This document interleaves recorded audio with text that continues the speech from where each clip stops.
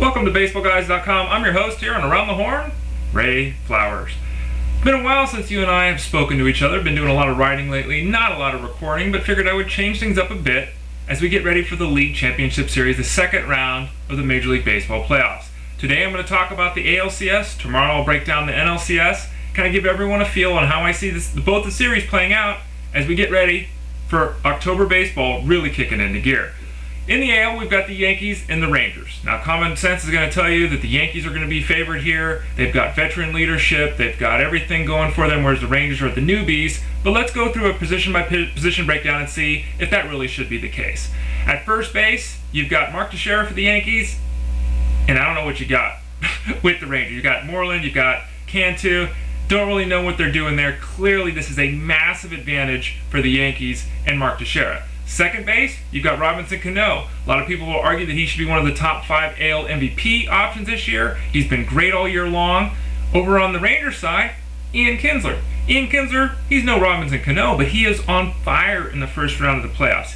Looks like he's finally healthy. He hit .444 with 3 home runs and 6 RBIs. It's a lot closer toss-up than you would think, given the success that Cano had during the regular season. Very, very tough call. I would say give it to Kinsler at the moment because he's hot. Again, tough call. A-Rod and Michael Young at third base. 2 consummate professionals, 2 players that know exactly what they're doing, both in the field and at the plate. Both quiet type of players, not a big rah-rah kind of guy. Everyone loves to hate A-Rod. He's had some struggles in the playoffs. But the bottom line with A-Rod is he's one of the 10 best right-handed hitters in the history of baseball. As great as Michael Young is, and he's been a 300 hitter with moderate power for years now, he's no Alex Rodriguez. Shortstop, Elvis Andrus, the young, exciting, flashy youngster that's got a lot of speed for the Rangers. And Derek Jeter, the consummate professional and the professional baseball player that all mothers hope their daughters will grow up and marry. Who do you favor at this point? Well, Jeter's coming off his worst regular season arguably ever. Really lost a bit at the plate. He lost a bit in the field as well. He already wasn't great in that respect. Andrews also has some problems with the glove. He's young, he's exciting, he's flashy, he'll steal you a base and do some things. Still have a very, very tough time going against Derek Jeter with his pedigree and with his history of success in the month of October. Catchers, we've got Trainer and Molina with the Rangers, and they've done a very good job with that pitching staff. But again, this is pretty much a slam dunk for the Yankees. You've got Jorge Posada, still calls a good game, still receives a good game, even if he doesn't throw as well as he once did, and his bat clearly is superior to the 2 options that the Rangers can run out there. In the outfield, the Rangers, they've got Josh Hamilton, a lot of people's AL MVP. He hit only 111 in the first round of the playoffs, 2 hits and 18 at bats. Clearly he's not right physically, and that's a big detriment to the club. You've got Mr. Cruz, Nelson Cruz, 400 with 3 home runs in the first round of the playoffs. He looked very, very good, kind of Josh Hamilton-like. Those 2 guys, when they're going, you throw in Vladimir Guerrero, 330 home run type of player still at this point of his career. That is a very imposing trio, though you have to ding him a bit because of the injury to Hamilton. Over with the Yankees, you got a situation where Nick Swisher, yeah, he's pretty good. You got Gardner, he does some things as well with his speed on the base paths. That's a group of outfielders that the Yankees have. They're solid, but they're nowhere near a match for what the Rangers can roll out there. Even with the injury and the health concerns with Hamilton, you clearly don't get enough from a guy like Curtis Granderson to overlook the fact that the Yankees unit in the outfield just isn't as strong as the Rangers. Pitching staff. Everyone's talking about Cliff Lee, and everyone should be talking about Cliff Lee. Amongst pitchers who have thrown 50 innings in the postseason, Cliff Lee's 1.44 ERA is the 5th best mark in the history of baseball. He's also 6-0 in his 7 appearances in the playoffs.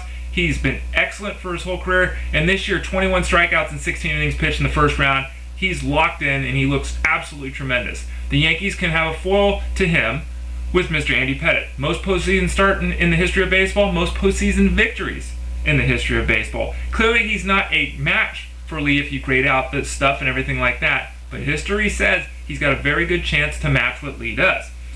CC Sabathia is the horse of the Yankees pitching staff, arguably the best pitcher in the American League this year.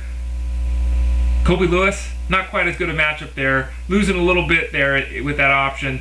Gotta favor Sabathia. Tough to favor him over Lee as well, but with his track record of success, very, very good option. We go to the third starter. The Rangers are going to run out C.J. Wilson. Done a great job all year long, continues to have tremendous amount of success for a guy who's basically a 70-inning pitcher out of the bullpen. Keeps the ball on the ground, keeps getting the strikeouts, and looked very, very good for virtually the entire season for the Rangers. And then you've got Phillip Hughes, who was really great at the start of the year, slumped moving forward. You have to favor Wilson in that matchup with those two number 3s. It's close, but you favor Wilson. And then the number 4 guys, you got Mr. Hunter, who really shouldn't pitch in this series, let's be honest. The Rangers should go with 3 starters. And the Yankees have 4 starters they're going to go with, including A.J. Burnett as that 4th guy. Now, Burnett had a bit of a wild outing the other day in a simulated game. He really struggled. Get this, the last 2 months of the season, his ERA was 6.61. He had some success against the Rangers in 3 starts this year with a 2.5 ERA, but he was so bad for so long, I think it's a bit of a mistake for the Yankees to count on him. Going to the bullpen, Mariano Rivera, Neftali Feliz. Neftali Feliz, the best closer in baseball this year that was a rookie. Absolutely tremendous, solidified that 9th inning for the Rangers. Had a great year, but it's Mariano Rivera, folks. The best reliever, arguably, in the history of baseball, and the best reliever in the history of playoff baseball. Great edge to the Yankees there. My prediction, I'd say Yankees in 6. Again, these things are really kind of thrown up there. We're kind of just taking a guess, but the Yankees have the talent. They have the coaching staff, they have the pedigree, they have the history. They've got guys like Pettit, Posada, Jeter. You just can't replace experience like that.